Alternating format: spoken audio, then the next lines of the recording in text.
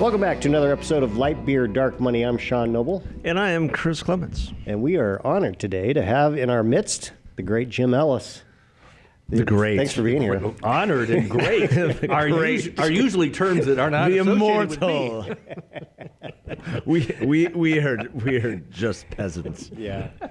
Well, so Jim and I go way Yes. back, 1994.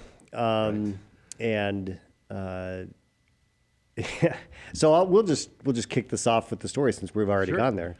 So Jim Ellis is a political guy who's been around. He's in D.C. He's got a Ellis Insight. You've got a newsletter that goes out daily almost. Yes, right? it's a daily and provide political content to people who want to tell others about what's happening in the election. Like political action committees, associations, lobby firms. That's my market. Basically, if you're in a trade association or a part of any kind of a business group and you're hearing something about what's going on in politics, it was probably written by Jim. And it was just repurposed by your association, right? And that's Well, most likely Anheuser-Busch never read any of it. Well, Probably, at least over the last several weeks. I don't have them, no. shocking. But that's a whole nother podcast. Yes, it is. So I was told, however, that August Bush III, before they sold, does read my well, that my would make columns. sense. yeah, it would make sense. One of the lobbyists that he hires is one of my subscribers. So in a okay. way, Yeah, there you go. but that's, he's long out of it. Well, I mean, if there's one thing that we've heard over the last 2 weeks is, gosh, we miss August Bush III from a lot of people at AEB. Yeah. Well, that is definitely the light beer part of this podcast. Yeah. We can get to that some other time. It fell right into our laps. But speaking of falling into our laps, so I was running John Shadeg's campaign in 1994. We won the primary, kind of nobody expected, including myself. And actually, that's not totally true at the end. But after the primary, you got involved with helping us out in D.C. Right. And John Shadegg went out to Washington to be a part of the big contract with America, the signing. Newt brought all the people out, and then all the people running for office and all the current congressmen and congresswomen were signing the contract with America. And at the same time, as a part of the contract, there was going to be a vote on term limits. Well, Term Limits USA was, or U.S. Term Limits, I don't know which organization. Anyway, they were out there getting pledges, and for the three-term limit. Yeah, 3 terms. Yeah, just 6 years. 6 years, and so Shadegg was inclined to sign it. Yes, he was. And Jim was like, "No, I don't think that's a good idea." Yeah. And your buddy Carl Gallant, that's right, was with you. And so the two of them were maneuvering Shadegg. And so the guy would call and say, "Hey, where are they?" And I'd call Jim and say, "Where are you guys?" "Oh, we're over here." So they'd go over there, and Carl had taken Shadegg somewhere else. Yeah. And so on purpose, Term Limits USA was chasing them around. Well, and we knew why, because we were trying to explain to him that in Congress, 6 years is not a long time. No, it's nothing. And by that time, you sort of understand the process, and you built enough relationships where you can actually do something. You actually know where the gym is. And he was coming around towards the end, but maybe this is not such a good idea. We just said, just don't hem yourself in on this. Yeah. And so we just strategically kept moving him wherever Sean would say, "Oh, well, he's over here and wants to see John," so we would go the other way. And we were successfully able to do that until John got out of town. Yeah. And he never did sign that. He never did. And he always thanked us for that. Yes, he did. Because and I was unaware of the machinations and the shenanigans that these guys were pulling until after it. And Shad's like, "Well, I was like, well, I told him you were right there." He's like, "No, they told me I was." And then I was like, "Oh, wait a minute." Yes. This was. Yeah. These guys were doing this on purpose. Well, and the problem with the term limits, the way it was done, is that they were getting people to sign to a 3-term limit, but the term limits doesn't work if the whole House isn't part of it. Sure. Right. So really what you're doing is penalizing your own constituents because you need to build some seniority to be able to, bring things back, get things back for your region and your state and district. And it sort of defeats the purpose unless everybody is part of it. Like we have legislatures, Arizona has term limits for the legislatures, but everybody has to adhere to that. Mm-hmm. And if it's just certain members that are agreeing to self-term limit, which still happens. Yeah. I don't think it's helpful to their particular district and constituency. Well, and good examples of that would be Tom Coburn, who left after 6 years. Right. And he was an up and coming great member. Now, thankfully, he got to the Senate eventually. But he did the same thing there too. He did. And then Matt Salmon, Yeah. who left Yes. after 3 terms. Another great example. And figured out, oh, wait a minute, that was a mistake, and went back. Because Matt Salmon was at that same event, and he did sign that He day. did sign that day. Yes, he did. Yes, he did. And Tom Coburn signed that day. Yes. So the interesting thing, so when there were 3 different bills that ended up going to the floor as a part of the contract with America on term limits, and Chadwick voted for all 3 of them. So he was like, I didn't sign the pledge, but I voted for all 3. Right. One was retroactive, which would have been interesting. When was that? It was a retro. this was probably 95. Yeah, it was in the summer of '95 when they were doing all the votes. But none of that stuff passed because none of the Democrats voted for it. Right. I mean, I think that was the correct position, though, to agree to that, but not sign and self-term limit yourself, because you would only be punishing your own people unless everybody's part of it. Then it works. Yeah, vote for it because that's everybody's held under that standard. Right. Or just and 3 terms is not enough anyway. You need the 6 terms, 12 years. That might be a different 12 years, story. I In fact, even California. Or go ahead and away try from to pass a constitutional amendment, which that won't fly either. Yeah. So maybe. So, but on the other hand, people say, well, elections are term limits, and in fact, we've had that over the last decade. This is the 4th Congress in a row where we have at the commencement day, a majority of the House has served 3 full terms or less. Yeah, the turnover of the last decade has been it's been unbelievable. I don't think we're going to see that this time. That is amazing. Well, and I read something that this was pretty standard. Since 2014, there has been a change in either the White House, the House, or the Senate. Every election except one, that was 2012, which kind of breaks my heart. but it's amazing. I mean, there is no stability at this point, right? This is not the 70s. Or the 60s. I mean, it's it's just very interesting that because when Republicans took the House in 1994, that was the first time in 40 years Republicans held the majority in the House. And then they held it for 12 years, and then the Democrats 4, and then the Republicans 8, and now we're back to the Democrats another 4, and now the Republicans have it. So and it's going to be a tough hold. Well, that then leads to the right where we want to go. Where are things going to happen? Well, when we start with the House, I mean, the Republicans have just 5-seat majority. It's exactly the same what the Democrats had. It's 222 to 213. Now it's flipped. So the Republicans now have the 222. So that means you only are you just need to gain 5 to get to the 218, the magic number for majority. And when you realize that the Republican majority is kind of based on an overperformance in California and New York, because Republicans overperformed the redistricting map by 4 seats in both of those states, and those are going to be hard to hold.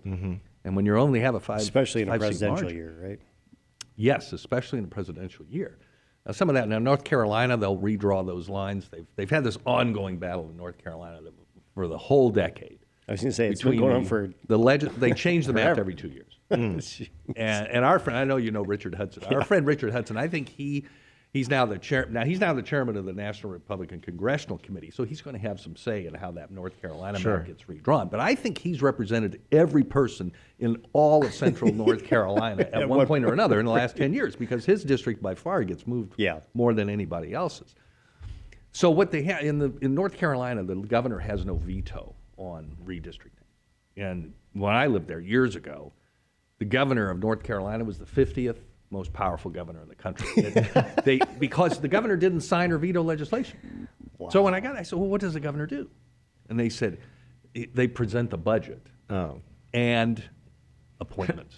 Appointments. Okay. And that's why, I thought it was a real bad system, because the power of the governor came in appointing people and enlarging the state bureaucracy. Yeah. I mean, the governor of North Carolina appoints more people than the president of the United States. Oh, my gosh. And I think that's a bad system. They changed that. Yeah. So now the governor does have sign and veto power, except on redistricting and several other things. And so it's only the Republican legislature that decides the redistricting.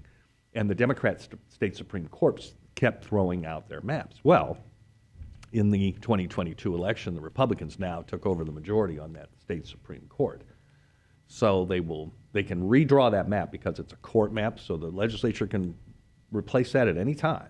And that was the Texas redistricting case which I was involved in back in the 20 years now. Yeah, it was 20 years ago when we started 20 years that. ago. But the U.S. Supreme Court, as part of that case, because they were saying, hey, you can only change these lines once every 10 years. And the argument that the lawyers on our side has, no, this is an interim court map that a legislature, which has the principal responsibility for redistricting, they can replace that at any time. This U.S. Supreme Court at the time ruled 9-0. Can you imagine that? A Supreme Court ruling 9-0 that the legislature can change that map. That's what's going to happen in North Carolina. So what we'll see is probably a 3-seat Republican gain in North Carolina once they go back to the map that they had originally drawn, because this Supreme Court is going to be more receptive to that map. So let's say it's +8.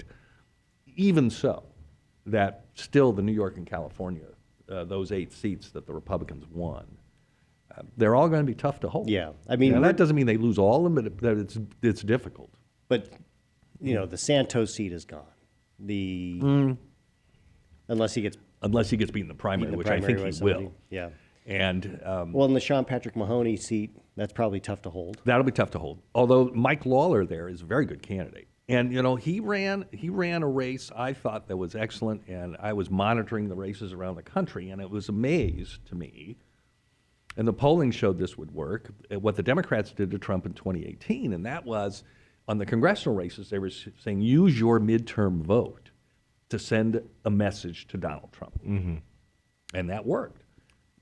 Polling suggested that would work for the Republicans this time. There was only one candidate, however, I saw use that. Now, I didn't necessarily see every single one, but Mike Lawler in New York did that.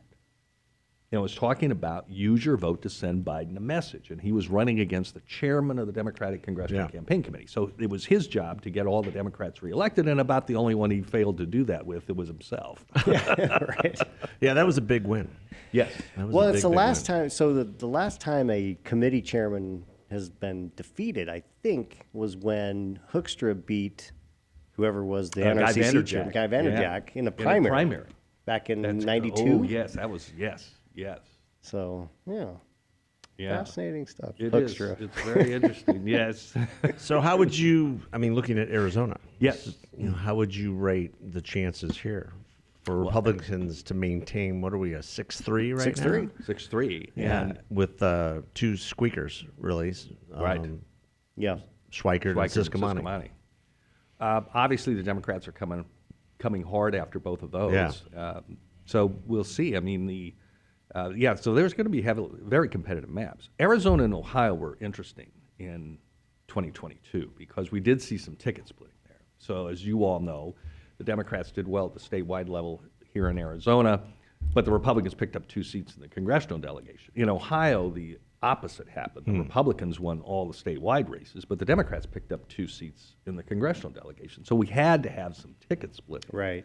At least in those places and in other places too. So we may see a little bit, maybe more of that. And a lot of it depends, I think, on messages. Right. I thought the messaging from the Republicans nationally was terrible. Yeah. And that was one of the reasons the red wave didn't appear. It did appear in a couple places. It appeared in Florida and on Long Island and the Hudson Valley of New York. Why? If you look at those races and those candidates, and particularly led by DeSantis and Marco Rubio in Florida, and Marco Rubio does not get enough credit for that victory. True.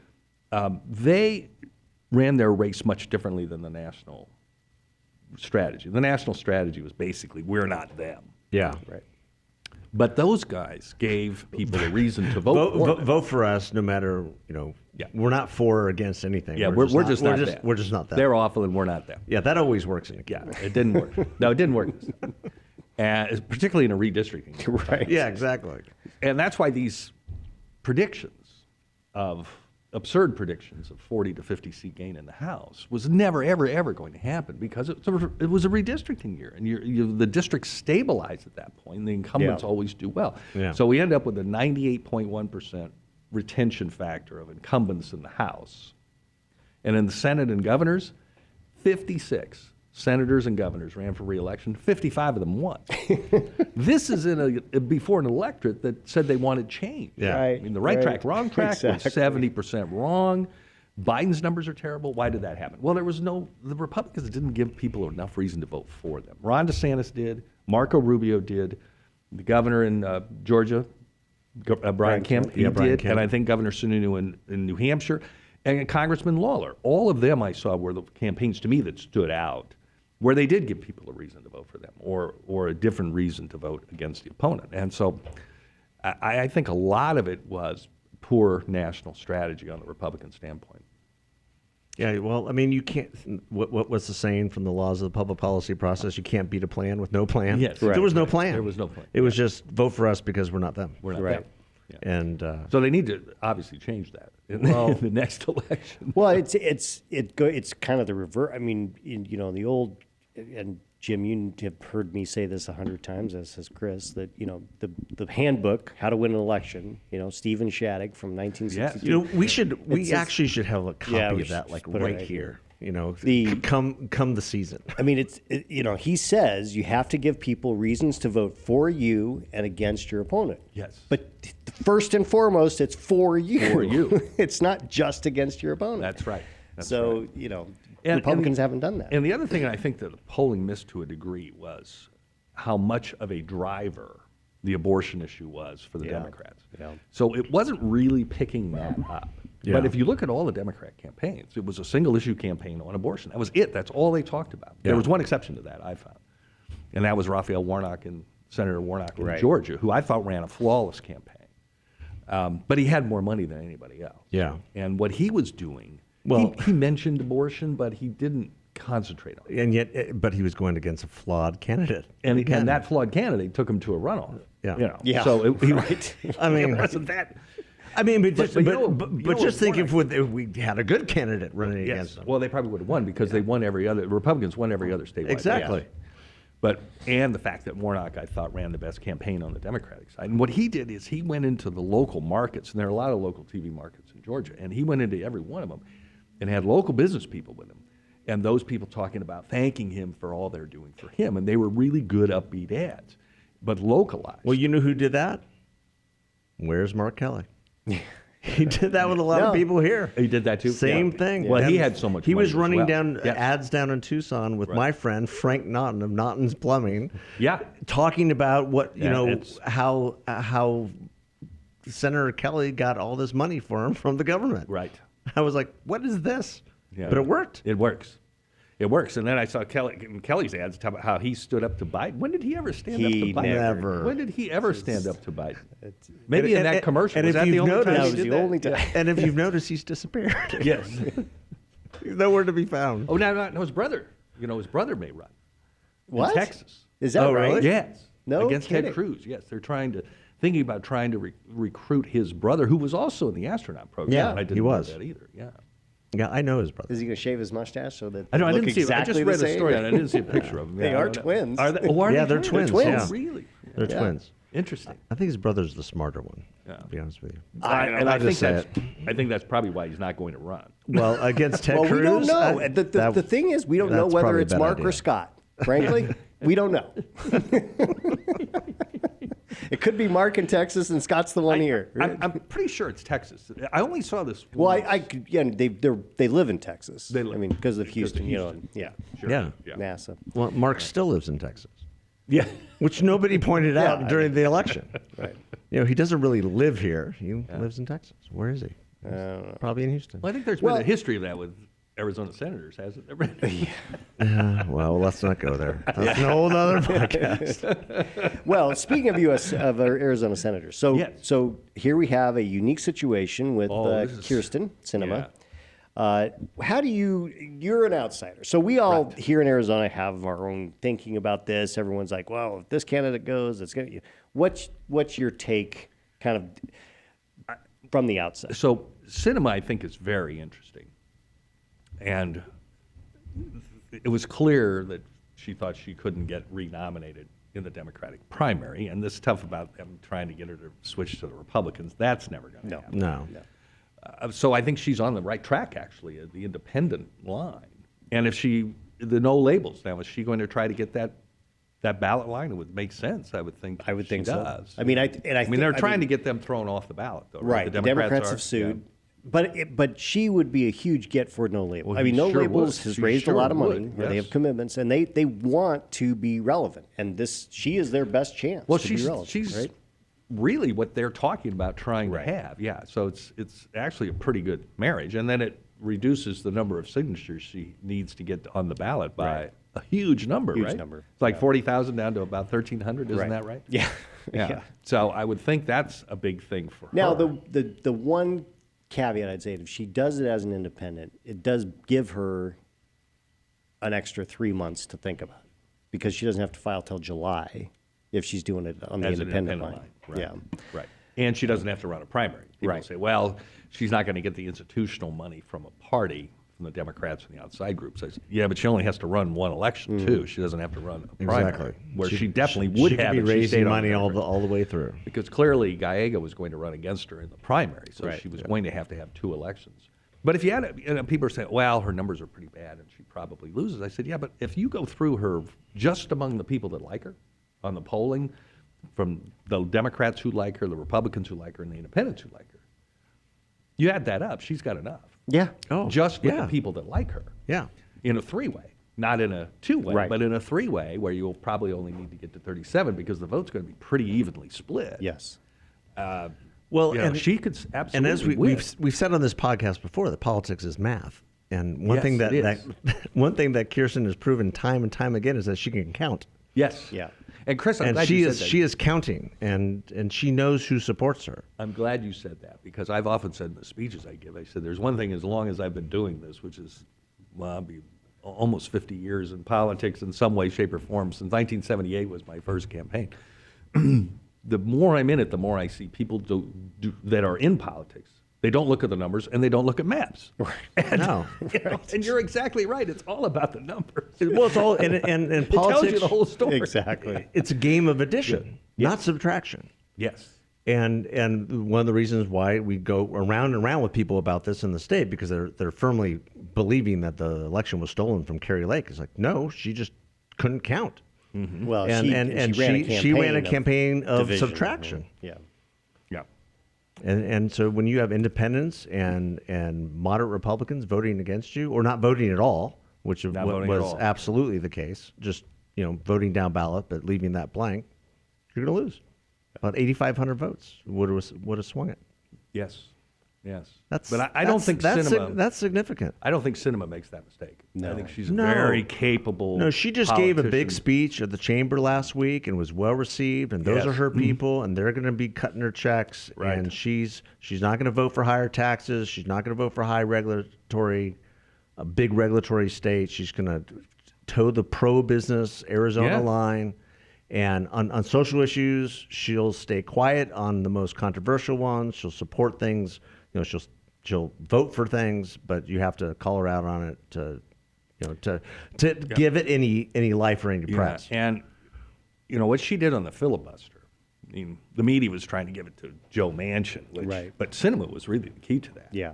And she was the one that held the firmest, and for a legitimate philosophical reason. And Republicans owe her a big debt. Oh, on my that. gosh. That would have been a Huge. disaster if they Yeah. had been able to change the rules there. And yeah, I think she's got a pretty good chance to cobble together that coalition to win again. Well, I think that, I mean, the way my analysis has been, if it's somebody that takes them, if someone in kind of the Trump lane wins the nomination, then she's going to win, I think, because there just are too many Republicans who won't support a Trump candidate. And I think she's becoming more and more acceptable to that to that Republican voter that doesn't want to Absolutely. vote for the Trump caucus, if you will. Because she is, I mean, look, she's almost a Republican senator. I mean, especially on the Yeah, filibuster. I would guess Chuck Schumer probably thinks that. Yeah, yeah. But he can't. But he needs her. Yeah, and he especially when does. he's got 2 senators down. He's got Fetterman and Well, no, Dianne Fetterman, Feinstein. he came back Fetterman's on back, Saturday. Yes. And then In he his was in a shorts and committee hoodie. hearing, Yeah. and he couldn't talk. And then they're trying to really push sad. Dianne Feinstein out, and she won't Yeah. go because he's 2 votes down, really. Yeah. And then they had Senator Casey had prostate surgery, so he was out for a while. So he had some problems there. And then he's got Sinema, so he can't alienate her too much because he needs her on a lot of these votes. I love the fact that's why they didn't strip her from the committees. Right. Yeah. Right. I love the fact she doesn't just go to anything. She just does her thing. And Yeah. She did the Boston Marathon this last weekend. She just does her thing. Well, she should. Yeah. That's great. I mean, she's getting plenty of stuff done. She's working hard. I don't. What she needs to do is come on this podcast. Well, yes, that's what she needs to do. Well, I don't know if So that's Senator Sinema, if you're listening, come on this podcast. We're going to send it to you. But I think, and actually, she is probably a pretty good fit for the state. Yeah, she is. Don't you think? She is. Well, the thing about Kirsten also is that she's likable. And so much of this game is math, of course, but it's so much likability. What was she doing on election day several years ago? She went to polling places and passed out donuts and did things like that. She's just likable. She wants to be liked, and she's friendly to people, and and that comes across as genuine. And she remembers. I mean, they're politicians, or there's some that have that special it factor that just they remember things. And that's as so curmudgeon-y as John McCain could be, he remembered stuff. I mean, it was amazing to watch him. He was among the best retail politicians I've ever met. He could go into a room of people who completely oppose him, and literally they're carrying him out of there on their shoulders when he's done with them. He was just that good. And Kirsten has taken up that kind of position. And she's done it openly. She wants to embrace that maverick mantra. Yes, she wants that for herself. She's made that very, and very she's clear. certainly done that. Yeah. Yeah, she is a good fit for Arizona. She's got elements of McCain, elements of Goldwater, elements of DeConcini. I mean, she's taken all the packages. Carl Hayden. We've had some giants in the Senate from Arizona. Yes, of course. And she has emulated pieces of all of them. Well, what's really interesting also is in her social media, she pays homage to all of them. Yeah. She talks about McCain. She talks about everyone that you've mentioned. She's mentioned in her social media as examples of statesmanship, and that's what she aspires to be, obviously. And she's not, and she's done it by. I mean, like I said, on a lot of the social issues, she hasn't been tripped up because she has never had anybody to really challenge her on that either. But on the economic issues, she's been solid. Mm-hmm. Well, and most people don't want their taxes raised right now. Yeah, so. I think that the advantage she has is that she's come from a hard left position to the middle. Yes. Well, she's a leftist. Let's make no mistake. No one had any doubts about where she was on the social issues. They've been pleasantly surprised on where she is on the fiscal. So I think that's accurate. She hasn't done anything that would surprise you on social issues, and she's done some things that pleasantly surprise conservatives on the fiscal issues. And that's a great place to be in this state. Yes. I mean, that's kind of what we are. And frankly, I think the independent line or the no labels line or wherever she ends up is probably the right place for her. Yeah. Well, she's certainly not a Republican, and she's not a Democrat. So, yep, you're right. Yeah. I figured she would do that actually a while ago when things were bad and Gallega was clearly making noise. Well, and I started to doubt it, but he nailed it. He said that she was going to switch to independent, and sure enough, that was her best move. Well, it's as we've just talked about, it's her best path to winning. Yes, it is. Because if a Carrie Lake is nominated for the Senate, which I would just say is likely, based on her track record in politics, and if Rubin just goes hard left, which seems to be what he's going to be doing, then that leaves that middle wide open, and that's where the generals decided, and she could stake out those positions ahead of time. Right. Yeah. Yeah. So and if she kills a couple tax bills, well, not that there'll be anything coming out of the House anyway, but if she just squashes any of Joe Biden's dreams of raising anybody's taxes and openly does so, if she takes a hard tact on the border and does more than Mark Kelly's doing, she'll gain some independents and conservatives. Yeah. And our state, I've read this before, and I thought it was really accurate. Our state has been talked about it as a conservative state or a red state, or now it's purple. I read this in an article, I think in National Review several months ago. It's a contrarian state. We're a contrarian. We've always been a contrarian state. We just do things differently here. And we embrace things that probably other states won't because of sort of the rugged, Arizona spirit that we have. No, interesting. Yeah. So it's not so much philosophical as is we're just contrarian. An attitude, if you will. Yeah. It is. Yeah. There is an Arizona attitude. And I think that, Barry Goldwater embodied that as well as anybody. Yeah. John McCain. Yeah. And so does she. So does Sinema. Yeah. So talk to us about taking away from Arizona for a second, going way over to the east side of the country. What's going on with Joe Manchin? Is he going to run for re-election? Can he? Is he run for governor? Yeah, What's going to happen? He recently made a statement that he'll make a decision in December because West Virginia filing time is not until January for a May primary. And I said, that tells me he's running again. Oh, I mean, okay. Is he really going to do that to the Democratic leadership? He might. Well, now, there was a great tweet somebody had about him, and it was the 5 steps of Joe Manchin. And number 1, criticize whatever legislation it is. Step 2 is criticize the Democratic leadership. Step 3 is to talk about they need to work together to get some type of plan. Step 4, he comes up with his own plan. 5, he votes for the Democratic plan. I mean, and that's very, really true, very right? accurate. it's kind of a circular firing squad. I don't think he's going to do that to the leadership, where he wouldn't tell them he wasn't going to run, and give them a few days to find a replacement in a state that was Donald Trump's second best state in the whole country, 69% of the vote. Yeah. So he's running. Yeah, because they can't run a leftist. Can he there. win? No, I don't think so. I think Governor Justice is going to probably announce, according to a report yesterday, before the end of the month, that he's running for the He's Senate. a former Democrat. He's a former Democrat, and he's term limited out as governor. He knows how this game is I feel played. like almost Yes. everybody in West Virginia is a former Democrat. Yeah, exactly. Well, it's kind of like living in Texas, I guess. Yes. And, very good point. And Justice, the whole Morning Consult just released their governor's approval ratings. Justice was tied for third with 66% approval, and Manchin is at 38 on the same poll. Wow. I think in a presidential year, Manchin won his last election in 2018 by 3 points. That was in a big Democrat year. Yeah. And he had Now to he's on the pivot ballot. hard Yes. to the right. Yes, and now he's on the In ballot. the general. Usually Right. you pivot to the middle. He had to pivot to the right. Yeah. And now he's on the ballot in a presidential Year. Yeah. Well, and his track record is just, at this point, I would just say it's weak. Yes, and He's with just shown weakness. and Joe Biden in his state, Joe Biden leading the Democratic ticket in his state. So Yeah. I think he loses. I think he runs and loses. Justice has to get through the Republican primary against Congressman Alex Mooney. Mooney, that's who it is. Okay. And Mooney's the kind of the MAGA candidate, right? Yes. So, Which- we'll see. yeah, But that Trump could be- loves justice too, so I don't know. I don't know what's going to happen on that. But I would think Justice wins.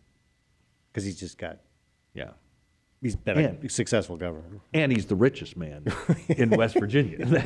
Oh, is that true? Oh, yes. No, that is true. Is it all oil money in West Virginia? for him? It is. Coal. It was, Coal? yes. Coal and oil? So they trust him on those issues, which are obviously important to the state. That's one reason they lost population. Well, they've because got of to what the feel that Democrats did. Manchin has sold them down the river. Yes.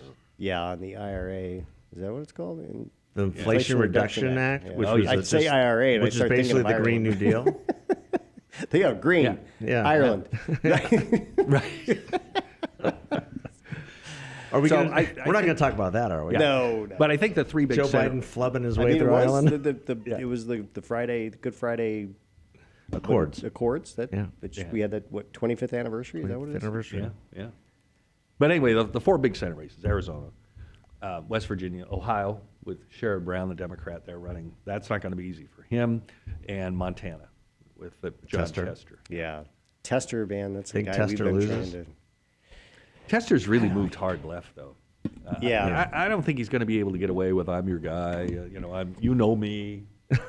Yeah, well, we do. You're John voting with- Tester, the name you know. Well, You're California's third senator, is what you Yeah, are in and terms of it's- your voting record. and it is the distinguished gentleman. It is again. He won in 2018. Right. which was a good Democrat year. Yep. This is a presidential year. Montana's going to go Republican on the presidential level, so, and Republican for the congressional seats. There's 2 now, right? Yes. So that one, Ohio is the one that I feel like it's hard to gauge because Brown Ohio has is been a really- good campaigner. Oh, Sherrod Brown's won a lot of elections. And Ohio, I mean, I frankly, I was a little bit surprised that J.D. Vance won because Ryan was a really good candidate. Who do we have in Ohio to run against? Well, there's 2 Sherrod Brown. wealthy businessmen. The one is they're just announcing.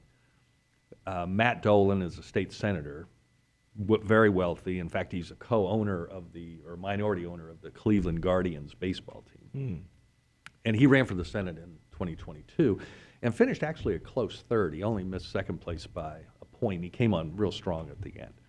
And then Bernie Moreno, who had made his money as an auto dealer, and so he was in the Senate race in 2022 as well, but then dropped out before the election because he knew there was no path for him. So he's talking about getting in. So the 2 of them right now are the main focus. Interesting.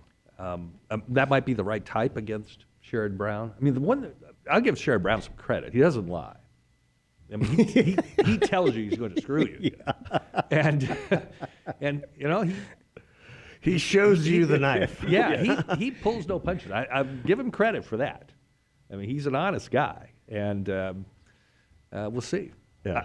I would think, though, he's never faced an electorate like this, though. Yeah. In Ohio. It's really moved. What told me was that was really moving was not just Trump winning by 9 points in both of his elections, but the governor in 2018. Yeah.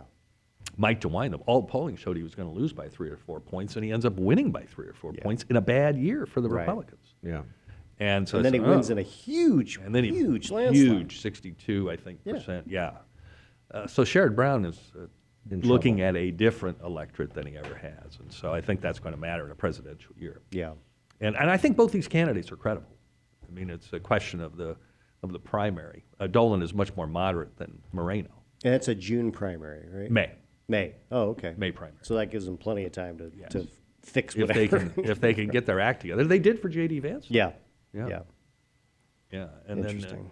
then, I think, with the East Palestine situation, too, in the Biden administration, horrible gosh. handling. Oh, my of that. gosh. I mean, you need to pin that. They need to pin that on Sherrod Brown. Yeah. Not that it was really his fault, but he needs to take But the he's blame. part of he's a Democrat in the he Democrat needs administration. he needs to pay the penalty for that. This is called politics, guys. It's contact Right. sport. Right. So those are the big ones. And the Republicans' big advantage in this election is they only have to defend 11 seats. Yeah. And really, none of them are vulnerable. I mean, the most vulnerable, maybe, and I don't think it's very vulnerable, is Rick Scott in Florida. Yeah, that's not. And vulnerable. that's not going to happen. That's the most vulnerable. yeah, right. So that So tells that you gives a lot. them a huge advantage because they can That's concentrate another state where totally. they have a lot of former Democrats. Yes. And that they can concentrate, the Republicans can concentrate fully on offense. On offense, yeah. On these and picking off these seats and attempting to cobble together a majority. Yeah. And since the House is going to be a tough hold, that becomes even more important. Right. And then if we look at the presidential race, and if it's Biden and Trump again, Yeah. I don't see how Trump wins a general election. Because Yeah. first of all, there's 2 critical states that you have to get back if you're a Republican. And we're sitting in one of them. Yeah. Arizona and Georgia. You have to get those back if you're a Republican presidential nominee. So they now need 35 electoral votes. They've gained a net of 6 votes since the election on the Electoral College because of reapportionment. Okay. So if the Democrats are down 3 votes and the Republicans are up 3, so they now only need 35 to switch states to have 35 electoral votes. Well, Arizona and Georgia now are 27 of those 35. So where else do you go? Wisconsin, that's not looking too good with that midterm election. Yeah. Or the you look at off-year the election. Oh, no. Supreme Court race, was a disaster. Pennsylvania, well, they changed the election laws with all the voting and the mail balloting and basically an unverified election, Yeah. which the It's Philadelphia a crowd complete and totally loves. Right. free for all. Yeah, and so I don't know. The polling doesn't look too bad in Pennsylvania, but they elected John Fetterman. Right. And then where else you go? And then the only other maybe thing you could cobble together after Arizona and Georgia is Nevada and New Hampshire, but New Hampshire's a real long shot, I think. I mean, New Hampshire's but that's been what you're such a down climb. to. Yeah. Well, looking at that race, looking at on the Republican side, the primary that is emerging. I mean, what do you think the advantages once a DeSantis announces? Mm-hmm. And he's already polling at 25 to 35, sometimes 40%. And you have all these different elements trying to get him out and try to tell him not to run. And yet I look at that polling and I say, that's a pretty good place to be this early. It's a pretty good place to be, considering he hasn't done anything. He hasn't done anything. Yeah. He hasn't spent a dime. He's just out there, selling his book, making speeches. He was up in New Hampshire. He's in D.C. last week. He's in D.C. this week for the Heritage 50th anniversary, which congratulations to the Heritage Foundation. We are all definitely loving Heritage all these years. Right. Congratulations to Ed Fulner as well. Yes. He's there, and he's going to be warm welcome by the conservative movement. He sure will. And so what is his path? What do you think his strategy is? Well, again, if you look at the national polls, and Trump has a pretty good margin in the national polls, maybe as up as 20 points, but they don't mean a thing. Yeah. Because it is, as we all know, it's decided in the states, and DeSantis runs much better in the states. And I was just doing some research last night, as a matter of fact, and the Republican dilemma is that in the key states, the ones we just talked about for the general election, DeSantis is ahead of Trump in all those places. Yeah. In fact, they're both up in Nevada. But the typical situation we see is DeSantis leading a poll against he and Biden, and Trump trailing. And that's a situation you've got here in Arizona. And that is the typical situation in the states we just talked about: Arizona, Georgia, Nevada, New Hampshire, Pennsylvania, Wisconsin. There hasn't been any polling in Wisconsin, so I can't really say that about them. But that's a real problem for them, because also in the same polls, when they look at Republican primary, Trump is ahead in all of those. Yeah. So they're about to nominate the candidate that can't win and eschew the candidate, DeSantis, that appears to be competitive and could win. Yeah. That's a huge dilemma. So I would think that's going to be a huge part of the primary campaign. I would guess DeSantis is thanking Trump for what he did, which did a lot of good things for this country. But he's not going to be Biden. Yeah. And if you want to win, which we have to win, right, he will say, I would think that's going to be a part of the campaign. Now, whether that sells or not, I don't know. Well, that's the thing that's been interesting, is I feel like on the Republican side, the electability issue has fallen by the wayside. It seems to have, yes. It's like a little bit astounding. Yeah, it is. It used to be like that was the main thing, because we can't let the Democrats win, so we have to get the guy that can win in there. Yes, and that's what the numbers tell us right now, as we were talking about numbers, that Trump probably doesn't win a general election against Biden, as bad as Biden has been, and as bad as Biden is viewed. Well, and as cognitively, arrested Biden is now. Who knows what he's going to be next year? So what the Franklin and Marshall College pollsters in Pennsylvania, they released a poll last week. Biden's favorability rating in Pennsylvania was 22 to 70. 22 positive, 70. Whoa. 70 negative. Ballot test, he's ahead of Trump by 1. I mean, and that's the same. A brain dead Biden beats. Well, that's how do you explain this? It's so. I mean, a narcissistic Donald Trump yet again. He does defy gravity to some degree, in the sense that it used to be that favorability was a pretty good indicator of electability. Yes. And now you have a situation in which it's like, I don't like the guy, but at least it's not that guy. And exactly. And I think astounding. that sums it up perfectly. It's astounding. Their dislike of Trump, well, I guess to put it as a pun, trumps their view of where the country is. Sure. Right. So it's really kind of astonishing, these numbers. I think the 2022 election was astonishing, because if you look at these numbers we were seeing on these types of questions, where the right track, wrong track, almost 70%, at least in the 60s, wrong track. Biden's numbers were commensurate with where Trump's were at the same amount of time before 2018. And in that election, the Democrats ended up picking up 41 seats in the House, which made sense based on those numbers. These numbers, we hate, everything's terrible, the country's going down, we're all definitely on the wrong track, vote incumbent. Yeah. It just doesn't make any sense.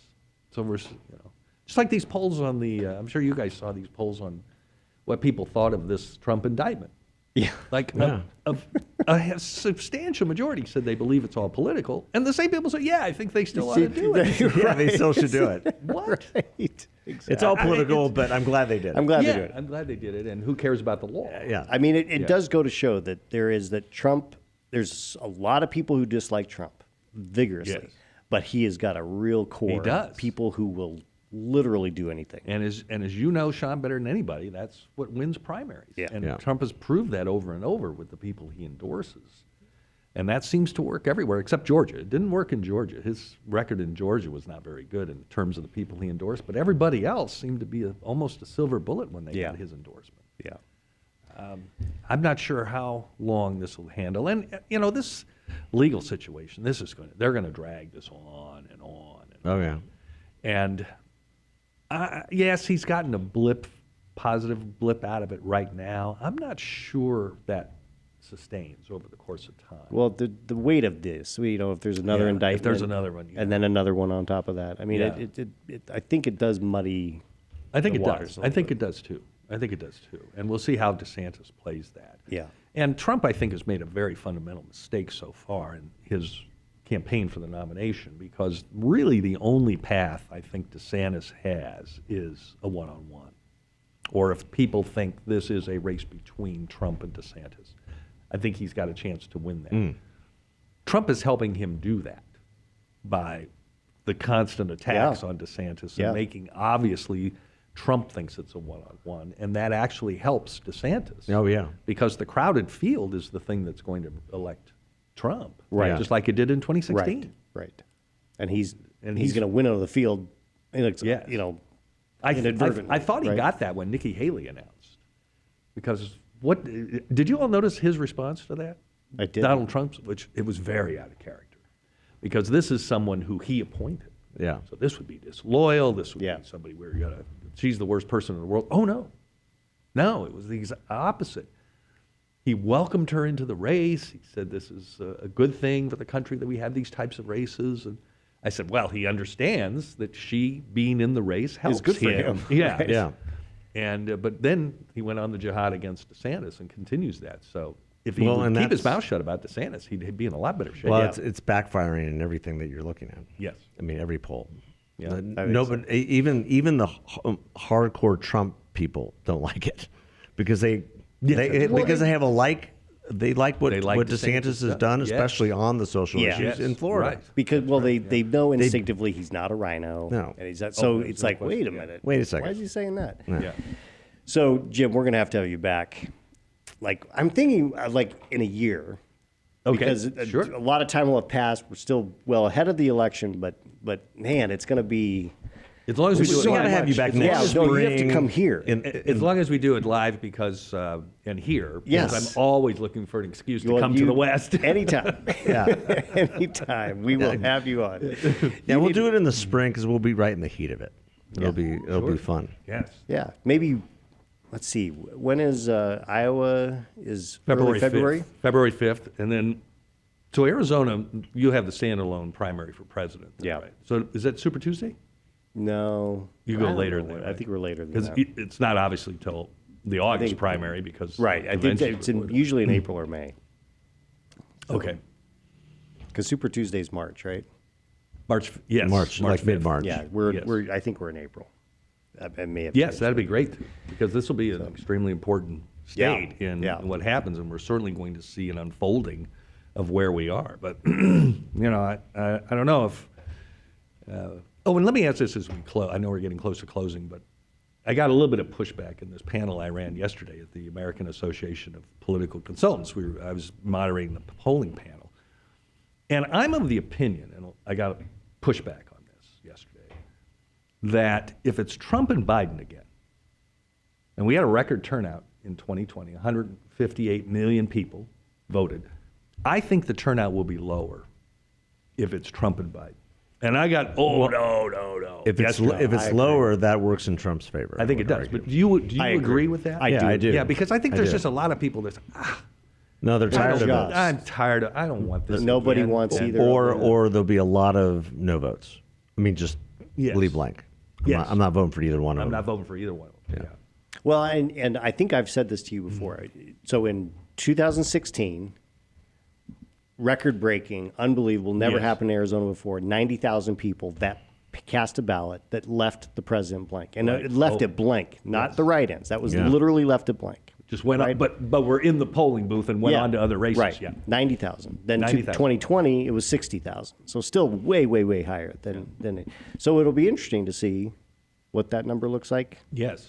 In 2024. Yes. Yeah. My guess is it's going to be higher. It's probably going to be high. Yeah. I think a lot of people will just not think this is an attractive race to vote, and I'm sick of this. I don't like either one of them. Yeah, if it's those two, I agree with you. Yeah. I think it's not going to be record turnout. No, it'll be it'll suppress the vote because people will just be worn out by both of them. I mean, you got polling saying that 62% say they would want different candidates. Right. I mean, I said in 2016 it was between the narcissist and the sociopath. Yeah. This is between the buffoon and the bonehead. I mean, I don't know what you're going to do. Right.